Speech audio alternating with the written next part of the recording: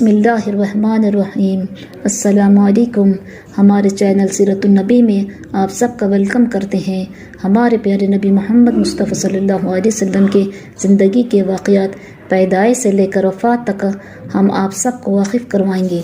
हमारे प्यारे नबी मोहम्मद मुस्तफ़ा सल्लल्लाहु अलैहि वसल्लम के सीरतुन नबी का घरों में पढ़ना और सुनना हमारे घरों में बरकतें राहतें आएंगी। इंशाअल्लाह हमारे घरों से परेशानियाँ और मुसीबतें दूर होगी। आप सबसे गुजारिश है कि हमारे चैनल सीरतुन नबी को सपोर्ट कीजिए और ज़्यादा से ज़्यादा इस वीडियो को उम्मत मुस्लिमा तक पहुँचाइए। बिस्मिल्लाहिर्रहमानिर्रहीम। अस्सलामु अलैकुम। चलिए हम आप सब के सामने हमारे प्यारे नबी मोहम्मद मुस्तफ़ा सल्लल्लाहु अलैहि वसल्लम के वाक़यात बयान करते हैं।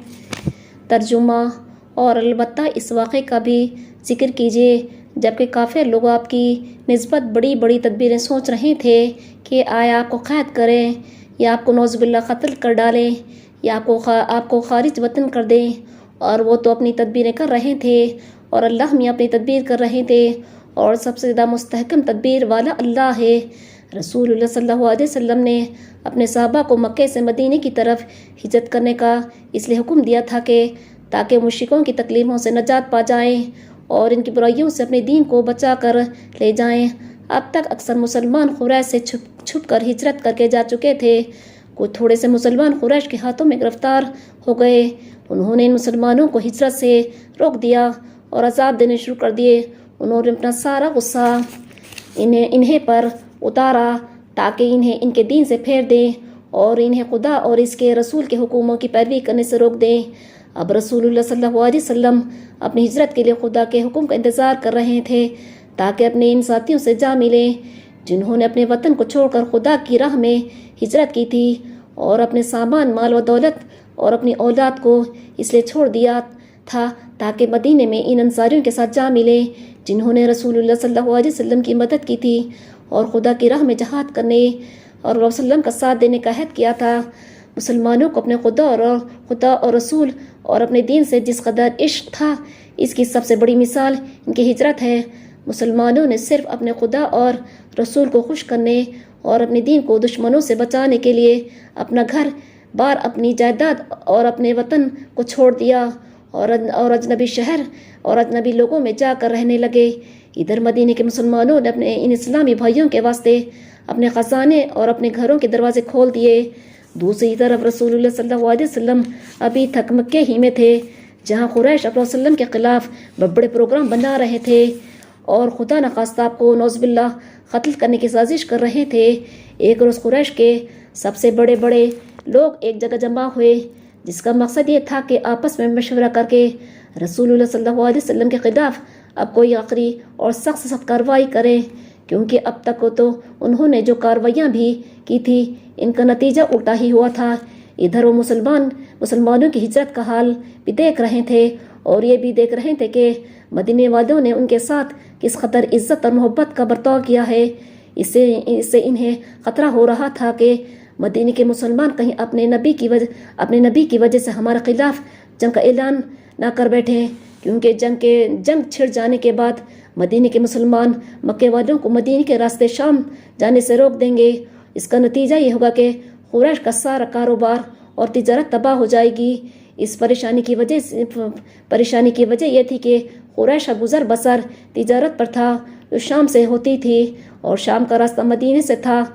इसलिए अगर मदीने वालों से लड़ाई ही होती तो वो कुरैशी ताजिरों को अपने शहर से ना गुजरने देते। गर्ज वो बहुत परेशान थे, इसलिए उन्होंने राय मशवरा किए, मीटिंग की ताकि इस तरह रसूलुल्लाह सल्लल्लाहु अलैहि वसल्लम को अपने रास्ते से हटा दें। अब एक शख्स ने खड़े होकर राय दी, मोहम्मद सल्लल्लाहु अलैहि वसल्लम को एक कमरे में डाल दो और इसके तमाम रास्ते बंद कर दो। इसके बाद देखो इसका वैसा ही हाल हो जाएगा जैसा इससे पहले उसके जैसे शायरों का हो चुका है। दूसरे ने जवाब दिया, खुदा की कसम अगर तुमने उसे बंद कर भी दिया तो इसका फरमान इस बंद दरवाजे के पीछे से भी निकल कर इसके साथियों तक पहुंच जाएगा और फिर वो लोग तुम्हारे ऊपर चढ़ाई करके उसको तुम्हारे हाथों में से छीन कर ले जाएंगे। ये सुनकर तीसरे ने कहा, मेरी میری رائے ہے میں اس کو پکڑ کر کسی دروازے کی کسی دور دراز کی سرزمین میں چھوڑ آؤ، پھر وہ ہماری طرف سے کہیں بھی جائے ہم اس سے بے فکر ہو جائیں گے۔ اس پر کسی نے جواب دیا، میری یہ رائے نہیں ہے کہ کیا تم دیکھتے نہیں کہ اس کی باتیں کتنی اچھی لگتی ہے، اس کی گفتگو کتنی میٹھی ہوتی ہے اور لوگوں کے دلوں میں اس کا کتنا احترام ہے۔ اس طرح اس کی طرف سے اطمینان نہیں ہو سکتا، کیونکہ اگر وہ عربوں کی کسی بستی میں پہنچ گیا تو اپنی باتوں سے ان کا دل مول لے گا۔ نتیجہ یہ ہوگا کہ وہ اس کے ساتھ ہو جائیں گے اور پھر ان کی مدد سے وہ تم پر چڑھائی کر کے تمہیں رون ڈالیں گے۔ اس طرح تمہاری عزت اور سرداری بھی تمہارے ہاتھوں سے چھین جائے گی۔ غرض سب اسی طرح اپنی رائے دیتے رہے اور ایک دوسرے سے الجھتے رہے، مگر کوئی فیصلہ نہیں ہو سکا۔ اب ابو جہل بولا، اگر آپ لوگ قبول کریں گے تو محمد صلی اللہ علیہ وسلم کے بارے میں میری کچھ اور رائے ہے۔ لوگوں نے کہا، کیا ہے وہ ابو الحکم؟ ابو جہل نے کہا، میری رائے ہے کہ ہم ہر قبیلے کا ایک نوجوان لیں اور جو بہادر بھی ہو اور طاقتور بھی ہو، اور پھر ہر ایک کو نہایت عمدہ تلواریں لے کر وہ نوجوان محمد صلی اللہ علیہ وسلم کے پاس جائے اور سب مل کر ایک ساتھ اس کے تلواریں مارے اور نعوذ باللہ اسے قتل کر دیں۔ اس طرح ہر قبیلے اس کے قتل میں شریک ہو جائے گا۔ اس کا نتیجہ یہ ہوگا کہ عبد مناف اگر اس کا بدلہ لینے کے لیے لڑنا چاہیں گے تو انہیں تمام قبیلوں سے لڑنا ہوگا، جس کی وہ کبھی ہمت نہیں کریں گے۔ بس پھر وہ ہمارے سے لڑنے کے بجائے جان کی قیمت لینے پر راضی ہو جائیں گے، جو ہم ادا کر دیں گے۔ اس رائے کو سب مجلس والوں نے بے حد پسند کیا۔ انہوں نے خوش ہو کر کہا، ابو الحکم بس رائے تو تمہاری ہی ہے۔ اس کے بعد مجلس برخاست ہو گئی۔ سب لوگ بہت خوش اور مگن تھے، گویا انہوں نے ابھی سے یہ سمجھ لیا تھا کہ وہ اپنے ناپاک ارادے میں کامیاب ہو گئے ہیں۔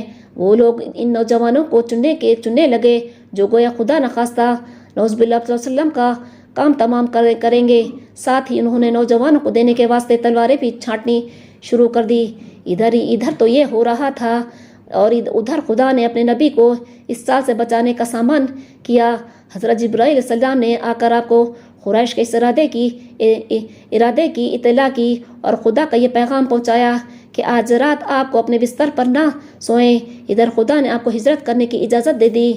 رسول پاک صلی اللہ علیہ وسلم کی عادت تھی کہ آپ روزانہ 2 مرتبہ حضرت ابو بکر رضی اللہ تعالیٰ عنہ کے مکان پر صبح اور شام کو تشریف لے جایا کرتے تھے، لیکن اس روز آپ ابو بکر صدیق رضی اللہ تعالیٰ عنہ کو ہجرت کی اطلاع دینے کے لیے دوپہر کے وقت ان کے گھر تشریف لے گئے۔ حضرت ابو بکر صدیق رضی اللہ تعالیٰ عنہ کے مکان پر پہنچ کر آپ صلی اللہ علیہ وسلم نے دستک دی۔ حضرت ابو بکر صدیق رضی اللہ تعالیٰ عنہ نکلے اور اس دوپہر کے وقت رسول اللہ صلی اللہ علیہ وسلم کو دیکھ کر بے اختیار کہہ اٹھے، ضرور کوئی خاص بات ہے جو رسول اللہ صلی اللہ علیہ وسلم اس وقت تشریف لائے ہیں۔ رسول خدا صلی اللہ علیہ وسلم نے اندر پہنچ کر حضرت ابو بکر صدیق رضی اللہ تعالیٰ عنہ سے فرمایا، لوگوں کو یہاں سے ہٹا دو، کچھ بات کرنی ہے۔ حضرت ابو بکر رضی اللہ تعالیٰ نے جواب دیا، یا رسول اللہ صلی اللہ علیہ وسلم، یہاں صرف میری دونوں لڑکیاں عائشہ اور اسماء ہے، جو آپ کے لیے بھی گھر والوں ہی کی طرح ہے، اس لیے جو آپ بے تکلف فرمائیے۔ تب رسول اللہ صلی اللہ علیہ وسلم نے ارشاد فرمایا، مجھے خدا نے ہجرت کی اجازت عطا فرما دی ہے اور میں آج رات ہی کو مدینے کے لیے روانہ ہو رہا ہوں۔ یہ سن کر حضرت ابو بکر رضی اللہ تعالیٰ نے بڑے اشتیاق کے ساتھ پوچھا، یا رسول اللہ صلی اللہ علیہ وسلم، میرے ماں باپ آپ پر قربان ہو، کیا مجھے ساتھ چلنے کی عزت حاصل ہوگی؟ آپ نے فرمایا، ہاں آپ ساتھ ہوں گے۔ یہ سن کر حضرت ابو بکر رضی اللہ تعالیٰ عنہ کی خوشی سے آنسو نکل آئے۔ پھر انہوں نے عرض کیا، یا رسول اللہ صلی اللہ علیہ وسلم، میں پہلے ہی سفر کے لیے 2 سواریوں کا انتظام کر چکا ہوں، اس لیے آپ پر میرے ماں باپ قربان ہو، ان میں سے کوئی ایک آپ لے لیجئے۔ آپ نے فرمایا، میں قیمت دیے بغیر نہیں لوں گا۔ حضرت ابو بکر رضی اللہ تعالیٰ نے عرض کیا کہ جیسا آپ کی خوشی ہو میں اسی میں خوش ہوں، یعنی اگر آپ قیمت دے کر اونٹی لینا چاہتے ہیں تو ایسا ہی کر لیجئے۔ اب حضرت عائشہ صدیقہ رضی اللہ تعالیٰ عنہ اور حضرت اسماء رضی اللہ تعالیٰ عنہ نے اپنے والد کے حکم پر سفر کا سامان اور ناشتہ تیار کرنا شروع کیا۔ اسما رضی اللہ تعالیٰ نے ایک دسترخوان میں کھانا لپیٹ دیا اور ایک مشکیزہ میں پانی بھر دیا۔ اب انہوں نے ان دونوں چیزوں کو ایک ساتھ باندھنا چاہا، مگر اس قسم کی کوئی ڈوری وغیرہ انہیں نہیں ملی، اس لیے انہوں نے اور کچھ نہ ملا تو انہوں نے اپنی اوڑھنی پھاڑ کے اس کے 2 ٹکڑے کر دیے، ایک سے کھانے کا برتن اور پانی کا مشکیزہ باندھ دیا اور دوسرا اپنی کمر سے باندھ لیا۔ اس وقت سے ان کا لقب ذاتن توقین یعنی 2 اوڑھنے والی پڑ گیا۔ اب ہم اس واقعے کو ختم کرتے ہیں، انشاءاللہ ہم نیکسٹ ویڈیو میں ان واقعات کو بیان کریں گے۔ اگر ہماری ویڈیو آپ سب کو پسند آئی تو لائک شیئر کریے اور سبسکرائب کریے۔ اللہ حافظ۔